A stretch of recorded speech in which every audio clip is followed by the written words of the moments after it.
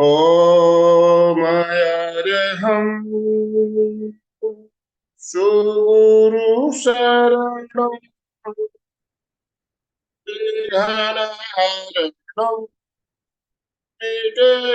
मरणं सहज हो मन जगे चेतन करे दर्शन स्वयं के हम बने अरहं बने अरहं बने अरहं बने अरहं। परम पावन परम आराध्य प्रातः स्मरणीय आचार्य श्री महाश्रमण जी के चरणों में सत सत नमन करते हुए हम आज प्रातः का सेशन प्रारंभ कर रहे हैं। त्रिपदी वंदना। वंदे अरहं वंदे गुरुवरं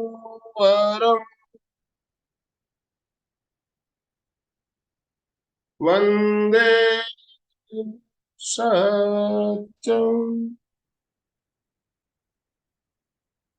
सभी साधक साधिकाओं को जय जिनेन्द्र, सुप्रभात, गुड मॉर्निंग, गुड मॉर्निंग, सभी को गुड मॉर्निंग। ओम अरहम। आज हमारे साथ सुनीता जी जैन कोलकाता से जुड़ी हुई है। एक बहुत अच्छी ट्रेनर और साधिका, समाज सेविका। हम उनसे भली भांति परिचित हैं, हमारे यहाँ कई बार सेशन ले चुकी है, तो मैं परिचय में ज्यादा समय जाया नहीं करना चाहूंगा। हम सुनीता जी को ज्यादा से ज्यादा सुनना चाहेंगे। और आज का हमारा टॉपिक, हमने 2 सप्ताह पहले इसी टॉपिक पे एक सेशन लिया हुआ है, उसी टॉपिक को हम रिपीट कर रहे हैं, कारण कि ये टॉपिक बहुत ही उपयोगी टॉपिक है और कुछ आज नई बातें हम इस टॉपिक में जानेंगे। तो मैं ज्यादा समय ना लेते हुए सुनीता जी आपसे निवेदन करना चाहूंगा, दीर्घ श्वास प्रेक्षा, इसका वैज्ञानिक आधार क्या और प्रयोग कैसे करें।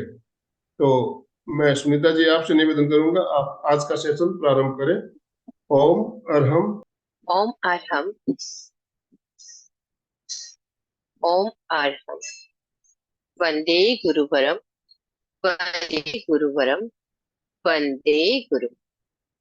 बहुत बहुत धन्यवाद आनंद सर एंड कल्याण केंद्रम अलका जी सांसला, जो कि इस कार्यक्रम को निरंतर सुचारू रूप से चला रहे। बहुत बहुत आपने मुझे इसके लिए बुलाया, थैंक यू सर। आज का हमारा टॉपिक है दीर्घ श्वास प्रेक्षा का वैज्ञानिक पक्ष। हम सभी श्वास लेते हैं और छोड़ते हैं, इसीलिए हम जीवित हैं। पर क्या हम यह जानते हैं कि जो हम श्वासें लेते हैं उसका तरीका सही है या नहीं? तो आज हम सबसे पहले यह जानेंगे कि श्वास लेने का सही तरीका क्या है। नाक से धीरे धीरे मंद लंबा समताल श्वास लेना और धीरे धीरे लंबा मंद श्वास छोड़ना। श्वास लेते समय पेट की मांसपेशियां फूलती है, अर्थात पेट फूलता है, और श्वास छोड़ते समय पेट फूलता है। इसको हम सभी 3 बार करके देखते हैं और अपने श्वास को चेक करते हैं। राइट हैंड सभी अपने नाभि के ऊपर रखें और लेफ्ट हैंड अपने चेस्ट के ऊपर रखें। धीरे धीरे लंबा मंद श्वास लें।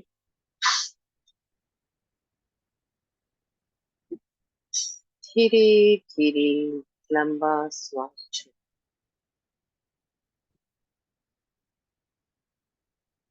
श्वास भरें,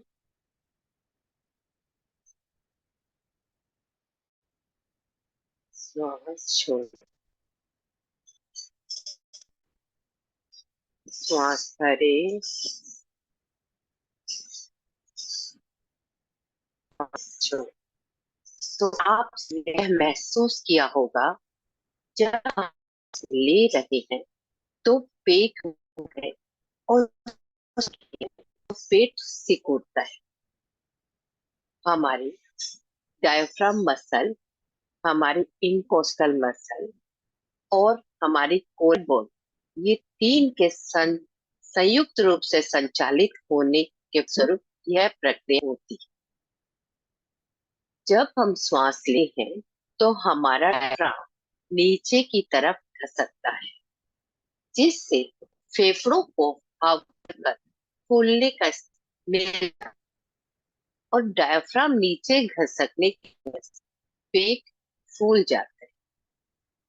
जब हम पेट है, इसका मतलब यह नहीं है कि हमारा सांस पेट में भरता है, बल्कि हमेशा हमारा श्वास, हमारी हवा जो है फेफड़े में ही भरती है और फेफड़े फूलते हैं। हमारा पेट फूलता है। हम सम्यक श्वास या डायाफ्रामिक ब्रीदिंग कहते हैं। क्या आप जानते हैं कि तनाव और चिंता से मुक्त होने के लिए, दर्द के निवारण के लिए, हमारे उच्च रक्तचाप को कम करने के लिए, संतुलित करने के लिए, यहाँ तक कि शरीर के सभी अवयवों और सिस्टम को स्वस्थ और सुचारू रूप से चलाने के लिए दीर्घ श्वास एक सबसे इजीएस्ट, कन्वीनियंट और नेचुरल टूल है। श्वास हमारा दो प्रकार का होता है, एक होता है श्वास, दूसरा होता है प्रयत्न। प्रयत्न के द्वारा हम अपने श्वासों को बदल सकते हैं, अर्थात हम अपने श्वासों को बदल सकते हैं और छोटे कर सकते हैं। हमें दीर्घ श्वास के लिए को बढ़ाना और दीर्घ श्वास के महत्व को समझने के पहले हमें रेस्पिरेशन के प्रोसेस और उसके को जानना। हमारा रेस्पिरेशन, श्वसन जो क्रिया है, वह हमारे शरीर में दो स्थान पे हो, हमारे लंग्स में होती है और हमारे सेल के अंदर। अब हम पहले लंग्स के अंदर होने वाली प्रक्रिया को जानेंगे। लंग्स के अंदर जो प्रक्रिया होती है उसको हम एक्सटर्नल ब्रीदिंग करें, एक्सटर्नल रेस्पिरेशन। इसके लिए वातावरण की हवा जो है हमारे नाक के नोस्ट्रिल के द्वारा हमारे नेजल कैविटी में प्रवेश करती है। हमारी नेजल कैविटी के अंदर हेयर्स और म्यूकस होते हैं, जो हवा में आई हुई बाहर वातावरण से जो हवा एंटर करती है उसके अंदर जो इम्प्योरिटीज होती है, जो जर्म्स होते हैं, बैक्टीरियाज होते हैं, वो वहां पे हेयर और म्यूकस के द्वारा ट्रैप कर ली जाती, रोक दी जाती। इसके अलावा हमारी जो हवा है और जो एयर है उसका टेम्परेचर भी हमारी बॉडी के हिसाब से बदल जाता है और वह हवा आगे आगे हमारी विंड पाइप, जिसको हम ट्रैकिया कहते हैं, उसमें प्रवेश करती। ट्रैकिया के बाद में यह हवा हमारी ब्रोंकी में जाती है, ब्रोंकाई से ब्रोंक्यूल। ट्रेकिया दो ब्रांच में विभक्त हो जाती है, उसको ब्रोंकाई कहते हैं। ब्रोंकाई और छोटी नलियों में विभक्त हो जाती है, जिससे ब्रोंक्यूल। ये ब्रोंक्यूल्स जो है हमारे एयर सैक, वहां पे लंग्स में एयर सैक होते हैं, उसके अंदर जाते। हमारा लंग्स जो है बहुत सारे असंख्य एयर सैक से सैक, हवा जो हम लेते हैं वातावरण से, वह हवा हमारे लंग्स के एल्वियोली में है। तब जब पूरे एल्वियोली हमारे यूज हो जाते हैं, हवा से भर जाते हैं, तो हमारे लंग्स का वॉल्यूम बढ़ जाता है। हमारी एल्वियोली की दीवार में हमारी रक्त वाहिनियों की छोटी छोटी रक्त वाहिनियां वहां पे होती है, जिसको हम कैपिलरीज कहते हैं। जो हवा हम वातावरण से लिए, जो एल्वियोली में हवा आ गई है, वो एल्वियोली की वॉल एंड हमारी ब्लड कैपिलरी जिसमें ब्लड आता है हार्ट से, उस वॉल, कैपिलरी की वॉल और एल्वियोली की वॉल की कैपेसिटी है कि वो आपस में इतनी पतली होती है कि वो आपस में गैसेस का एक्सचेंज कर सकती है। अर्थात जो हवा में हमारी ऑक्सीजन होती है वह ब्लड में चली जाती है, रक्त वाहिनियों में चली जाती है, और जो रक्त वाहिनियां जो इम्प्योर ब्लड कार्बन डाइऑक्साइड लेके आती है वो हमारे एल्वियोली में आकर लंग्स के द्वारा, ट्रेकिया से नोस्ट्रिल के द्वारा वातावरण में छोड़ दी जाती है। हमारे ब्लड के अंदर एक हीमोग्लोबिन नामक तत्व होता है, उसकी कैपेसिटी होती है ऑक्सीजन को अपने अंदर अवशोषित करने की। वह ब्लड ऑक्सीजन को लेकर, हीमोग्लोबिन जो ऑक्सीजन को लेकर ऑक्सी हीमोग्लोबिन बना ले। यहाँ पे हम देख रहे हैं कि एल्वियोली और कैपिलरी के में एक्सचेंज ऑफ गैसेस होता है। इस चीज को और हम अच्छे से समझने की कोशिश करेंगे कि दीर्घ श्वास में हम क्या फायदा हो। एक उदाहरण के रूप में हम जानेंगे कि एक स्टेशन पे एक ट्रेन यदि ज्यादा समय के लिए रुकती है तो उतरने वाले पैसेंजर और चढ़ने वाले पैसेंजर आसानी से उतर सकते हैं और चढ़ सकते हैं क्योंकि उनको समय मिल जाता है। उसी तरह से जैसे दीर्घ श्वास लेंगे तो आसानी से एक्सचेंज ऑफ गैसेस का आसानी से हो पाएगा। यदि कम समय के लिए ट्रेन वहां पे रुकेगी तो उतरने वाले पैसेंजर और चढ़ने वाले पैसेंजरों के बीच में अफरा तफरी हो जाएगी। कुछ लोग चढ़ पाएंगे, कुछ नहीं चढ़ पाएंगे। तो इसी प्रकार जब श्वास दीर्घ नहीं होगा तो एक्सेस ऑफ गैसेस प्रॉपर ढंग से नहीं हो पाए। जब एक्सेस नहीं हो पाएगा तो ऑक्सीजन हमारे ब्लड में नहीं आएगा, जो कि हमारे शरीर के लिए बहुत आवश्यक है। और हमारे शरीर में जो उत्पन्न विषाक्त गैस जो कार्बन डाइऑक्साइड है वो भी बाहर नहीं निकल पाएगी, तो हम स्वस्थ नहीं रह। ये जो प्रोसेस है गैसेस को लेने की और छोड़ने की, मतलब वायु को लेने और छोड़, इसको हम लेने को हम इनहेलेशन कहते हैं और छोड़ने को हम एक्सहेलेशन। तो ये प्रक्रिया हमारे लंग्स में। अब हम जानेंगे हमारे सेल के स्तर पे किस प्रकार रेस्पिरेशन की क्रिया हो रही। जो ब्लड ऑक्सीजन को ग्रहण कर लेता है, ऑक्सी हीमोग्लोबिन बना देता है, वह ब्लड हमारे हार्ट में जाता है। हार्ट उस ब्लड को पंपिंग के द्वारा हमारे शरीर की प्रत्येक कोशिकाओं तक पहुंचाता है। तो प्रत्येक कोशिका में हमारी ऑक्सीजन पहुंच जाती है। दूसरे साइड में हम जो पोषक पदार्थ खाते हैं, जो खाना खाते हैं, उसको डाइजेस्टिव सिस्टम के द्वारा हमारा शरीर पचाता है और उसकी स्मॉलेस्ट यूनिट ग्लूकोज के रूप में उसे बदल देता है। यह ग्लूकोज सर्कुलेशन के द्वारा, रक्त के द्वारा प्रत्येक कोशिका तक पहुंचा दिया। कोशिका के भीतर माइटोकॉन्ड्रिया एक ऑर्गेनेली होती है। उसके अंदर ये जो भोजन है, जो ग्लूकोज है, वो ऑक्सीजन के प्रेजेंस में या ऑक्सीजन उसको बर्न करता है और ऊर्जा का उत्पादन करता है, जो कि हमारे शरीर को हीट या ऊष्मा देता है। इसके अलावा हमारे सारे शरीर के क्रियाकलाप को चलाने में सहायक। इसको हम दूसरे रूप में ये भी बोल सकते हैं कि हमारे ग्लूकोज का ऑक्सीडेशन होता है। ऑक्सीजन उसको ऑक्सीडेशन की प्रोसेस के द्वारा ब्रेक डाउन करता है और ऊर्जा का उत्पादन करता है। इसके साथ साथ as a by product carbon dioxide और वाटर भी निकलता है। जो कार्बन डाइऑक्साइड हमारे निकलती है वह हीमोग्लोबिन के द्वारा ग्रहण कर ली जाती है और ब्लड डीऑक्सीजनेटेड ब्लड बन जाता है। मतलब ये अशुद्ध रक्त बन जाता है। यह अशुद्ध अशुद्ध अशुद्ध अशुद्ध रक्त हमारी रक्त वाहिनियों के द्वारा, सर्कुलेशन प्रोसेस के द्वारा हार्ट में पहुंचाया जाता है। हार्ट के द्वारा पंप करके यह हमारे लंग्स तक पहुंचाया जाता है, जहां पे हमारे रक्त का शुद्धिकरण हो जाता है। तो हमने जाना कि किस तरह से कार्बन डाइऑक्साइड निकली और जो बाई प्रोडक्ट वाटर निकलता है वह हमारा ब्लड में मिल जाता है। तो इस प्रकार हमने जाना कि इंटरनल और एक्सटर्नल क्या है। अब हम जानेंगे किस प्रकार ब्रीदिंग, दीर्घ श्वास हमारे लिए उपयोगी है। साधारणतः सभी मनुष्य एक 17 बार श्वास ले। इसके अलावा दो स्थिति बनती, श्वासों की संख्या को बढ़ा देना और दूसरी स्थिति श्वासों की संख्या को घटा देना।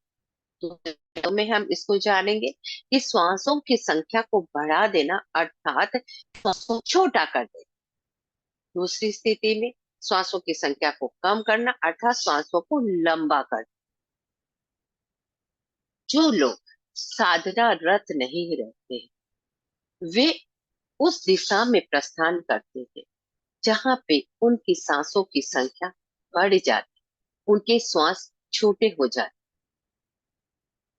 श्वासों की संख्या आवेश, आवेग, कसाय और वासना बढ़ जाती, संख्या बढ़ जाती अर्थात हमारे श्वास छोटे हो जाते।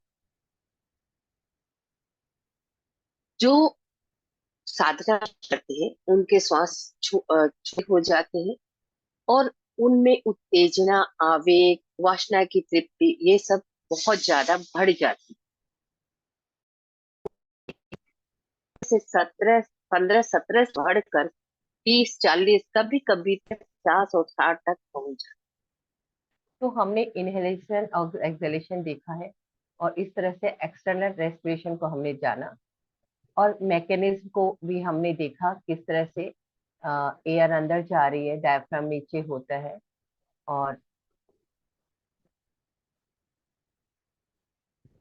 इंटरनल एक्सटर्नल मैंने एक्सप्लेन कर दिया था आपको, राइट।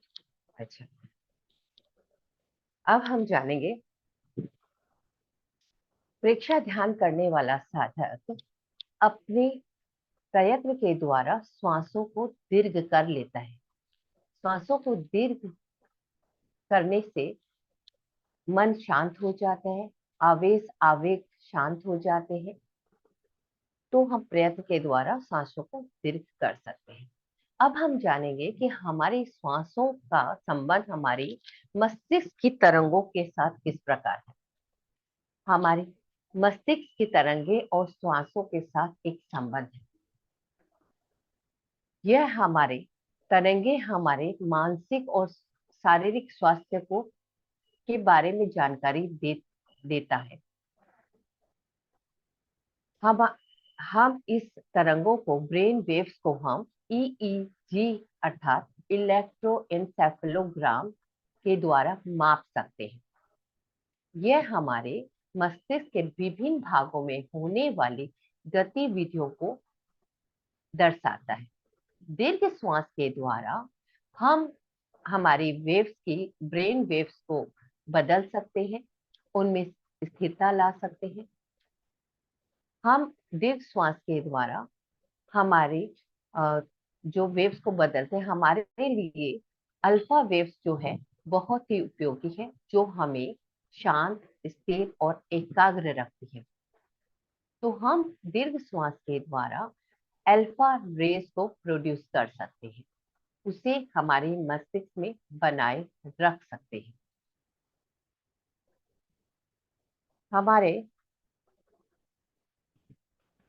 हमारे जो लंग्स की जो कैपेसिटी है वो भी हम दीर्घ श्वास से बढ़ा सकते हैं। जनरली जब हम एक बार श्वास लेते हैं तो हम सिर्फ 500 मिलीलीटर ही गैस को अंदर ले सकते हैं, जबकि हमारे लंग्स की कैपेसिटी 6 लीटर तक की है। दीर्घ श्वास के द्वारा हम अपने फेफड़ों को क्लीन कर सकते हैं, साफ कर सकते हैं, स्वस्थ कर सकते हैं और उसकी जो कैपेसिटी है उसको हम यूज कर सकते हैं। जितनी उसकी कैपेसिटी है उतनी हम यूज तभी कर पाएंगे जब हमारे लंग्स क्लीन रहेंगे और इसके लिए दीर्घ श्वास जो है सहायक होता है। इसके अलावा हमारी हार्ट बीट के साथ भी श्वासों का संबंध है। हम जब हमारी श्वासों की संख्या बढ़ जाती है, श्वास जब हमारे छोटे हो जाते हैं, तो हमारे हृदय की गति भी बढ़ जाती है। इसका कारण क्या है? जब हम छोटे श्वास लेते हैं तो हमें कम मात्रा में ऑक्सीजन मिलती है। कम मात्रा में ऑक्सीजन मिलेगी तो हमारे शरीर को जितनी ऑक्सीजन की जरूरत है उसकी पूर्ति नहीं हो पाती है, जिसकी वजह से हार्ट को बार बार पंप करके ब्लड को लंग्स तक भेजना पड़ता है, और ज्यादा बार वो पंप करेगा तो हार्ट के ऊपर कार्य का लोड ज्यादा आ जाएगा, वो हार्ट हमारा थक जाएगा। तो इसके लिए हमें अपने हार्ट की सुरक्षा के लिए हमें दीर्घ श्वास करना चाहिए। हम जानते हैं हमारे शरीर में जितनी भी सिस्टम और प्रक्रियाएं चलती है, मोस्टली वो स्वतः चलने वाली होती है, जिसको हम संतुलित नहीं करते। लेकिन श्वास एक ऐसी है जो कि वॉलंटरी और इनवॉलंटरी दोनों है। श्वासों को हम अपने आप भी कंट्रोल कर सकते हैं। सामान्य रूप से जो हमारी श्वासें चलती है उसकी हमारे लंग्स की तंत्रिकाएं और हमारे श्वसन मसल्स के द्वारा यह श्वसन केंद्रों तक फीडबैक मैकेनिज्म के द्वारा, सूचना के द्वारा यह क्रिया को चालित किया जाता है। स्वतः जब होता है तो अपने आप ये होता है, लेकिन हम अपनी तरफ से प्रयत्न के द्वारा भी हम श्वसन केंद्र को संचालित कर सकते हैं, अर्थात हम अपने श्वास को दीर्घ बना सकते हैं। अब हमने जाना कि हमारे दीर्घ श्वास के महत्व को हम किसी भी प्रकार से उपेक्षित नहीं कर सकते हैं। हमारे लिए ऑक्सीजन हमारे मस्तिष्क और शरीर के लिए एक चमत्कारी है। दीर्घ श्वास एक स्वस्थ प्रक्रिया है जिसको करके हम बहुत सारे लाभ उठा सकते हैं। पहला, हम तनाव और चिंता से मुक्त होकर शांति का जीवन जी सकते हैं यदि हम अपने श्वासों को दीर्घ बना लें। जब हम चिंता और तनाव में रहते हैं तो हमारे मस्तिष्क में कोर्टिसोल नामक हार्मोन रिलीज होता है। हम जब दीर्घ श्वास लेते हैं तो हमारे हृदय की गति धीमी हो जाती है और ज्यादा से ज्यादा ऑक्सीजन उसमें ब्लड में आ जाता है, और ब्लड के द्वारा वह ऑक्सीजन मस्तिष्क तक पहुंचा दिया जाता है। मस्तिष्क में ऑक्सीजन ज्यादा पहुंच जाती है तो मस्तिष्क रिलैक्स हो जाता है, शांत हो जाता है। इसके अलावा दीर्घ श्वास से एंडोर्फिन, एक हैप्पी हार्मोन भी रिलीज होता है जो हमें हैप्पीनेस देता है, अच्छी फीलिंग देता है। सेकेंड, हम पेन से दीर्घ श्वास के द्वारा हम पेन से रिलीफ हो सकते हैं। हमारा जो एंडोर्फिन हार्मोन निकलता है वह सिर्फ हमें हैप्पीनेस ही नहीं देता बल्कि हमारे दर्द से भी हमें राहत दिलाता है। तीसरा, हम अब दीर्घ श्वास के द्वारा हम हमारे लिम्फेटिक सिस्टम को एक्टिव रख सकते हैं, अर्थात हमारे बॉडी को अच्छी तरह से डिटॉक्सिफाई कर सकते हैं।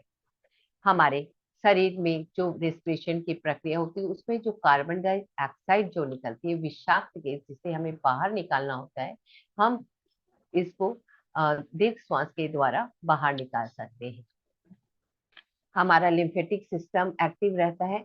हमारे 70% जो है डिटॉक्सिफाई हमारे श्वास के द्वारा होता है और 30% हमारे ब्लैडर एंड बाउल्स के द्वारा। दीर्घ श्वास के द्वारा हम हमारे रोग प्रतिरोधक क्षमता को भी बढ़ा सकते हैं। जब हमारे रक्त में अच्छी मात्रा में ऑक्सीजन रहता है तो वह शुद्ध रक्त बड़ी कुशलता के साथ पोषक पदार्थों और विटामिन को हमारे शरीर के विभिन्न अंगों तक पहुंचाता है और वहां पर उनको अवशोषित कराता है, जिससे हमारे इम्यून शक्ति बढ़ जाती है। जितना हमारा साफ रक्त और रहेगा, उतना ही हमारी बीमारियों का हमारे सिस्टम में टिकना कठिन हो जाएगा। अगला है कि हम दीर्घ श्वास से अपने शरीर की ऊर्जा को बढ़ा सकते हैं। इससे हमारे शरीर को कार्य करने की अच्छी क्षमता बढ़ जाती है, हमारी सहन शक्ति भी बढ़ जाती है। हम साधना में को विकास करने, हमारी साधना को विकसित करने के लिए हमें स्वस्थ और ऊर्जावान शरीर चाहिए, और स्वस्थ और ऊर्जावान शरीर के लिए श्वासों का ईंधन चाहिए।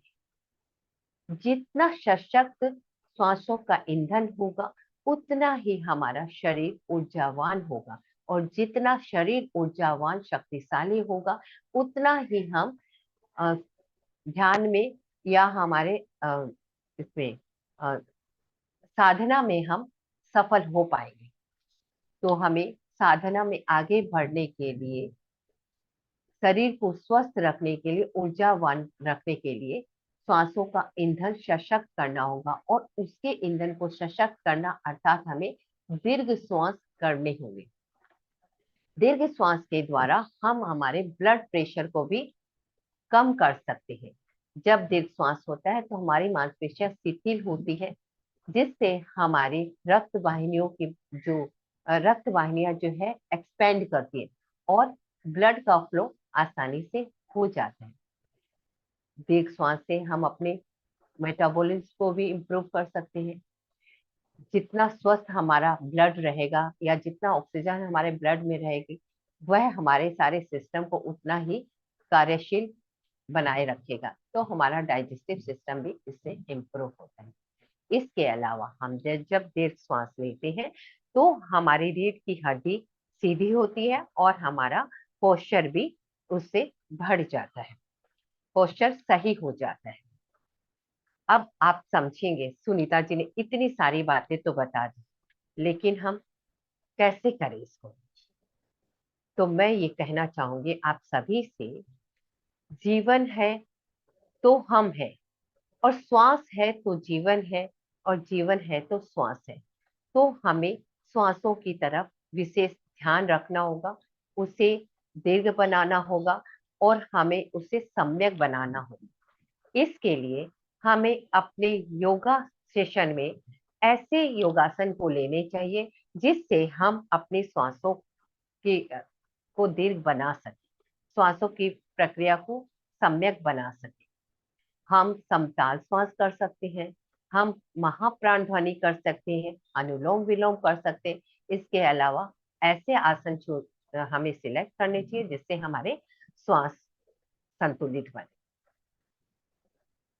हम इसके अलावा हमें ये भी ध्यान रखना चाहिए कि हम जो श्वास ले रहे हैं वो हमारा सही है कि नहीं। यदि हम गलत श्वास लेंगे तो हम स्वस्थ होने की बजाय बीमार पड़ जाएंगे। तो हमें अवेयर होना चाहिए इस विषय में भी।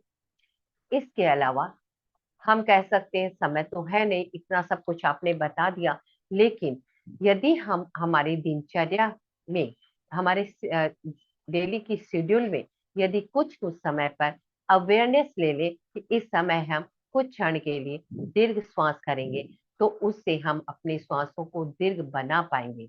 जैसे हम जब उठते हैं तो हम कुछ क्षण के लिए दीर्घ श्वास का अभ्यास कर ले, जब हम सोने जाते हैं तब हम कर सकते हैं, जब हम नहाने जाएं उसके पहले सोच लिए।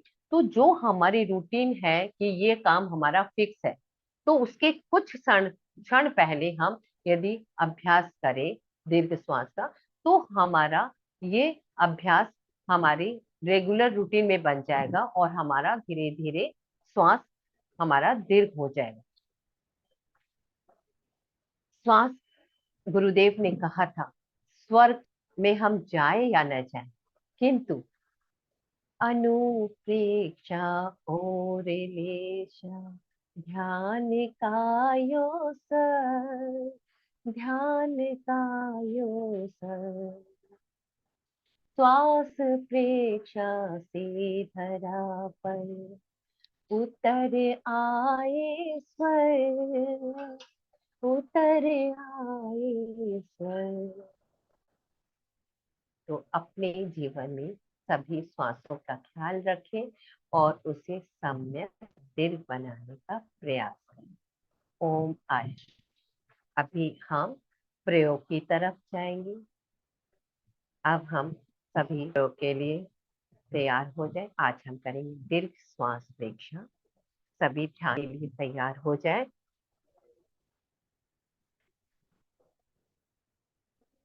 किसी भी सुविधाजनक आसन का चुनाव करें जिसमें आप लंबे समय तक स्थिरता से शिथिलता से सुविधाजनक बैठ सकें, जैसे पद्मासन, अर्ध पद्मासन, सुखासन या वज्रासन।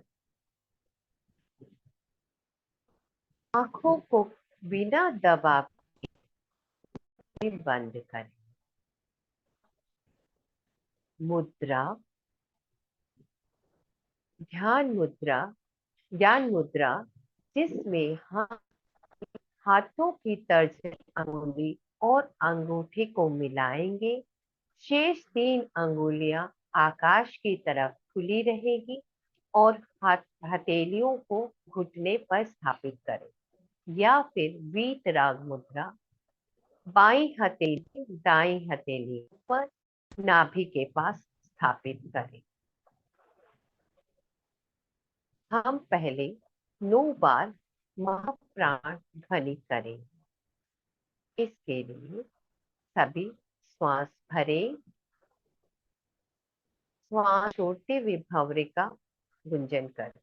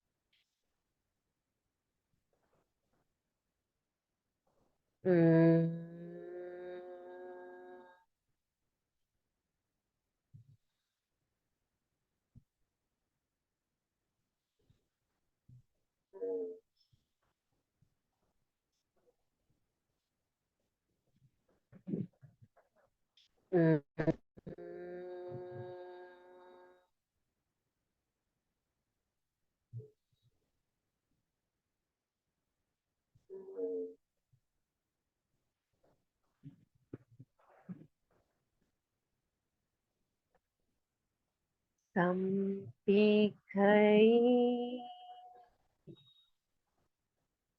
अपद मपयेर।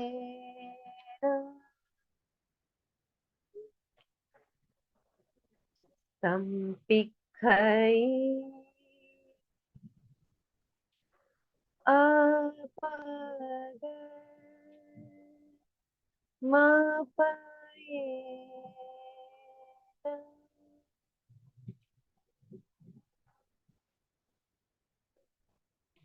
संपिखरी अपद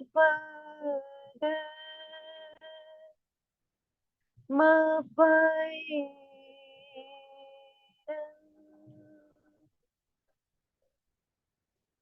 आत्मा के द्वारा आत्मा को देखे, स्वयं स्वयं को देखे।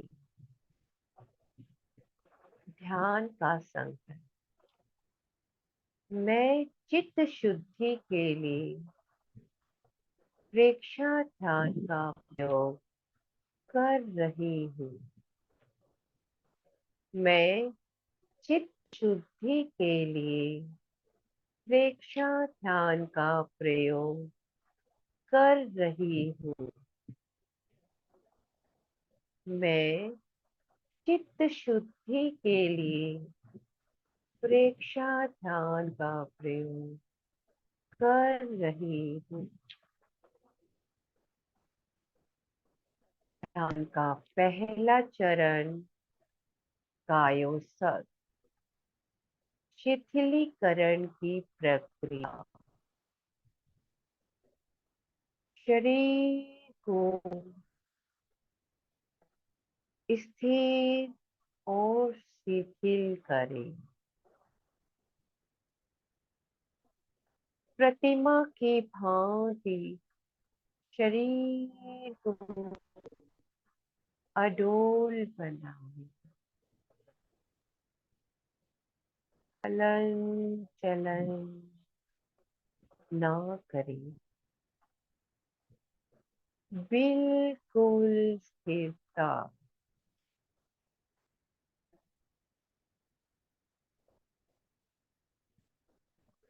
अंगूठी से लेकर सिर तक प्रत्येक अवयव को सुझाव दें और उसका अनुभव करें। सुझाव दें। पूरा शरीर शिथिल हो जाए।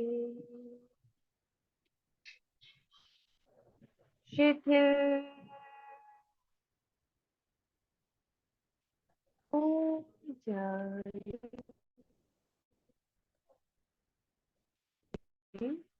हो जाए। अनुभव करें। पूरा शरीर शिथिल हो रहा है। शिथिल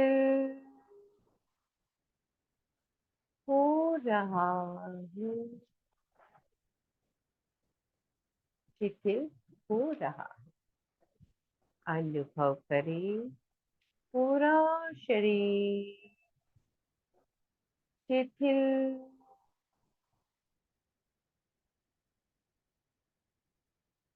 हो गया है।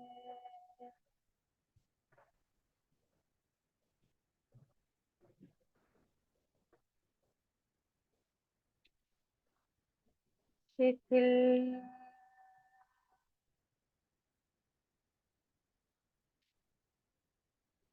हो गया है।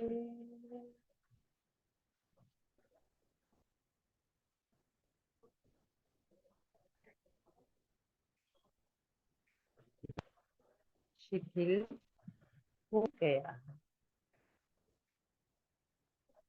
पूरे ध्यान काल पर कायोसर की यह मुद्रा बनी रहे।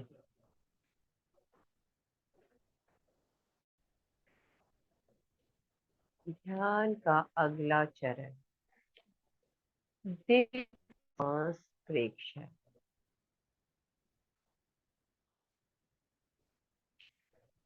श्वासों को मंद और धीमा करें।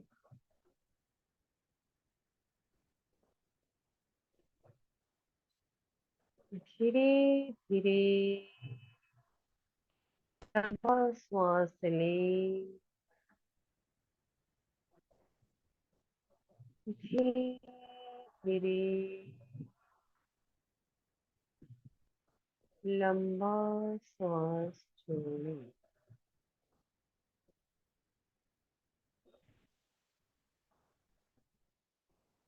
सांसों को लयबद्ध और समताल बनाए। हाथ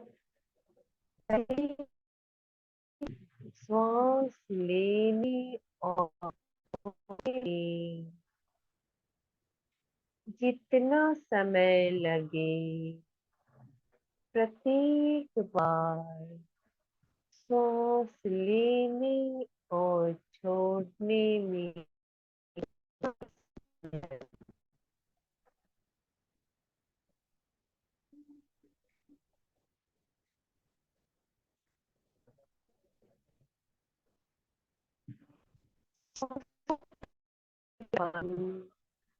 नाभि तक पहुंचे।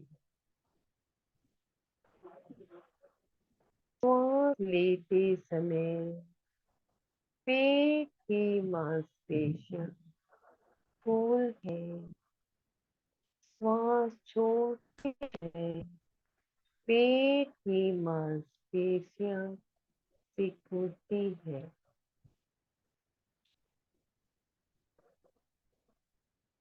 चित्त को नाभि पर केंद्रित करें और वहां पे होने वाले प्रकंपनों का अनुभव करें।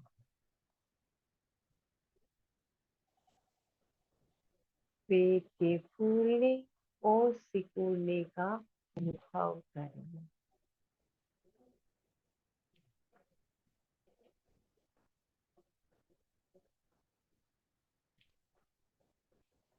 यदि कोई विकल्प या विचार आए तो उन्हें रोकने का प्रयत्न न करें। केवल विस्ता भाव से देखें।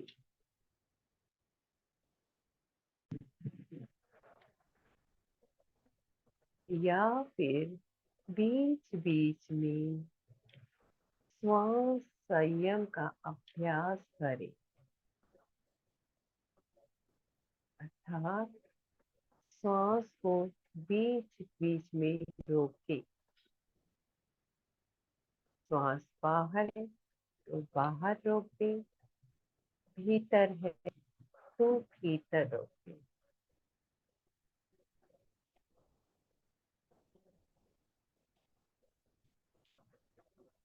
गहरी एकाग्रता और पूरी जागरूकता के साथ श्वासों का अनुभव करें।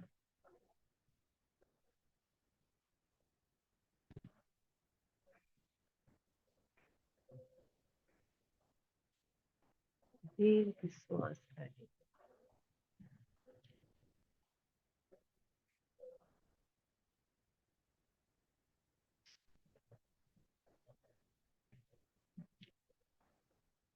अब चित्त को नाभि से हटाकर दोनों नथुनों के भीतर संधि स्थल पर केंद्रित करें और आते जाते श्वास का अनुभव करें।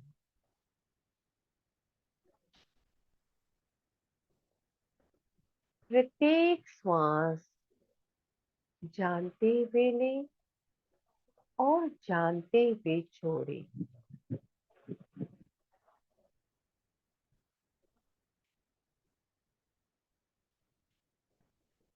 चित्त की पूरी शक्ति श्वासों को देखने में लगा दें।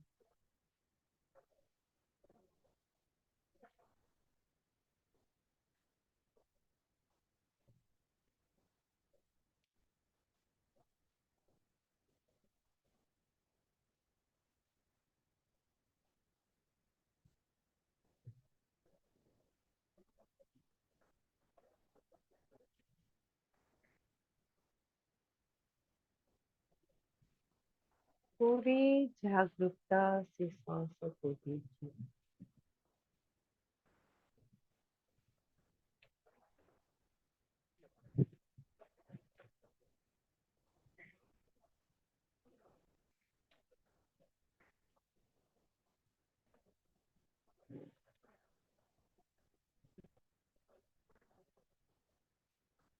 ध्यान का अगला चरण ज्योति केंद्र से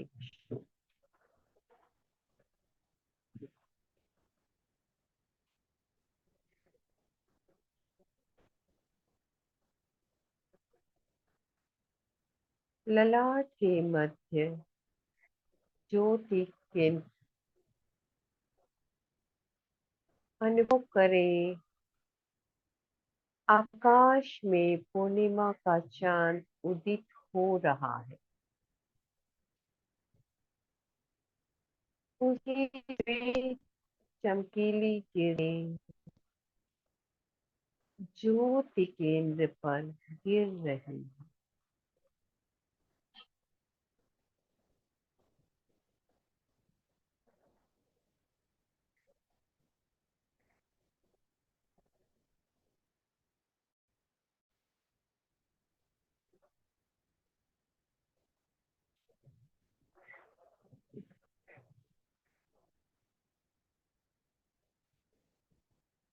श्वेत किरणें ज्योति केंद्र श्वेत किरणों से चमक रहा है। ललाट का मध्य भाग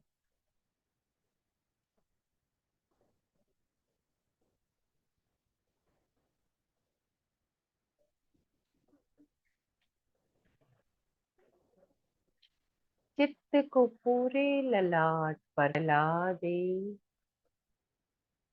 और वहां पर चमकते हुए श्वेत रंग का साक्षात्कार करें। पूरे ललाट पर चमकते हुए श्वेत रंग का साक्षात्कार करें।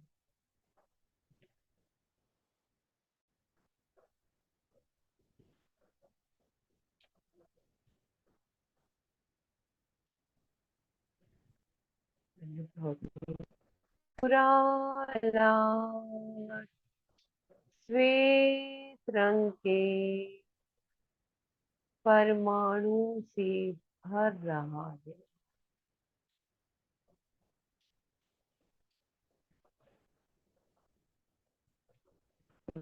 करें पूरा ललाट श्वेत रंग के परमाणु से भर गया है।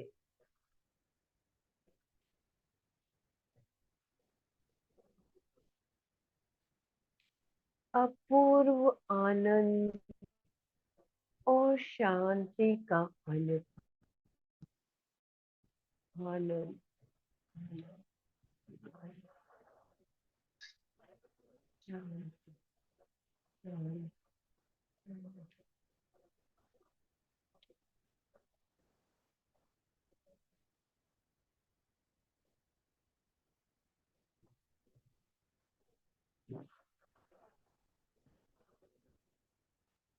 दो तीन लंबे श्वास के साथ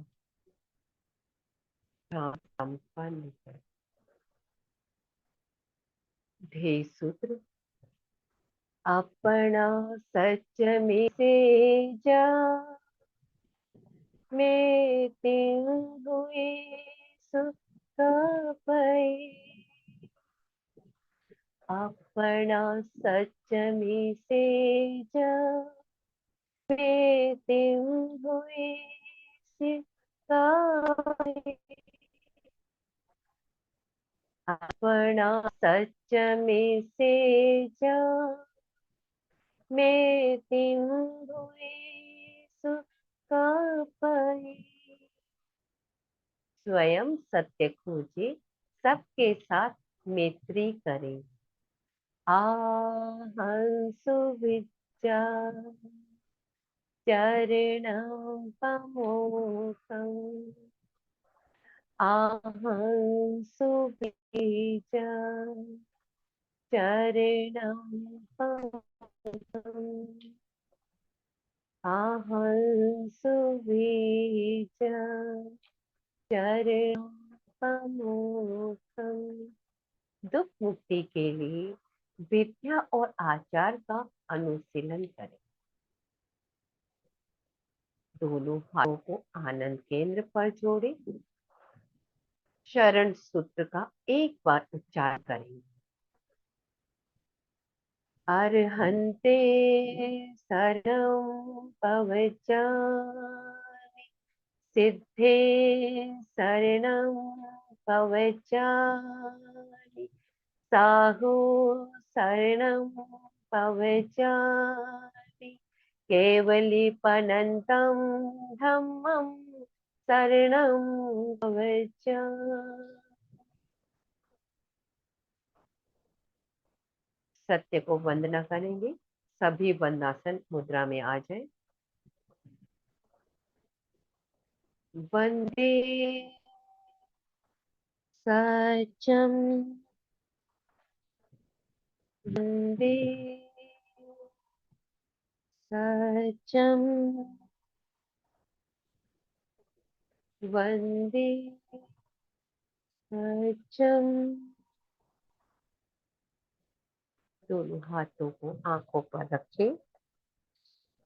धीरे धीरे आंखों को खोलकर भूमि को देखें। ओम अर्घ। ओम अर्हं।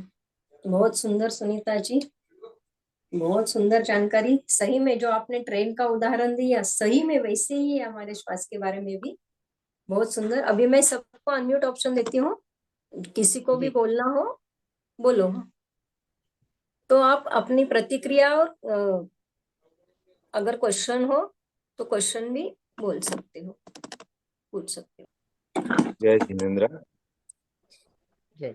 बहुत ही अच्छा सेशन रहा, लेकिन उसमें एक जानकारी चाहिए थी कि अपने सांसों को कितना लंबा तक अपने चलाओ, जैसे 1 मिनट में 3 बार 4 बार, और दिन में कितनी बार करें ताकि लंग्स में पूरा ऑक्सीजन भर सके और वो पूरा एक्टिव हो गए। श्वास जैसा कि हम जानते हैं जीवन का मुख्य अंग है और यह हमेशा हमारे साथ है। तो हम जितना, जैसे कोई भी चीज, जैसे नॉर्मली हमारा सांस तो सहज श्वास होता है, उसको दीर्घ के लिए, जैसे कोई भी नई चीज को सीखने के लिए हमें अभ्यास करना होता है, उसी प्रकार इसको भी अभ्यास करते करते इसको हमें डेवलप करना होगा। तो इसलिए आपकी कैपेसिटी, आपकी क्षमता के अनुसार आप जितना लंबा टांग सके, जितना लंबा श्वास ले सके, आपके ऊपर है। जैसे जितना आप बढ़ा सकेंगे उतनी सांसों की संख्या कम हो जाएगी और उतनी ज्यादा ऑक्सीजन आपको मिलेगी और शरीर आपका स्वस्थ रहेगा। अब आपने दूसरा क्वेश्चन कहा दिन में कितनी बार करें। तो श्वास तो दिन भर चलता है हमारा, हम तो दिन भर श्वास लेते ही हैं। तो जब आपको समय मिले, जितना समय मिले, टीवी देखते हुए, माला फेरने के पहले, किसी भी मौके को, फायदे भी मौका मिले, आपने दीर्घ श्वास करने का अभ्यास करें। इसके लिए कोई भी, मेरे ख्याल से कोई लिमिट नहीं है, जितना चाहे आप कर सकते। जितना अभ्यास करेंगे उतना ही आपका श्वास दीर्घ बने। ओम मैडम, बहुत ही शानदार तरीके से आपने बताया और देखते भी आए, पढ़ते भी आए। लेकिन आपका यूट्यूब में भी मैंने पहले देखा था, बहुत अच्छा लगा। आज भी आज आपके दर्शन हो गए, सामने दिख रहा, बात हो रही। Thank you. ओम मैडम। और किसी को तभी जिज्ञासा हो तो पूछ सकते हैं, प्रतिक्रिया भी दे सकते हो। आज तीसरा सेशन है उनका, बहुत सुंदर जानकारी दे रहे हो अपने को।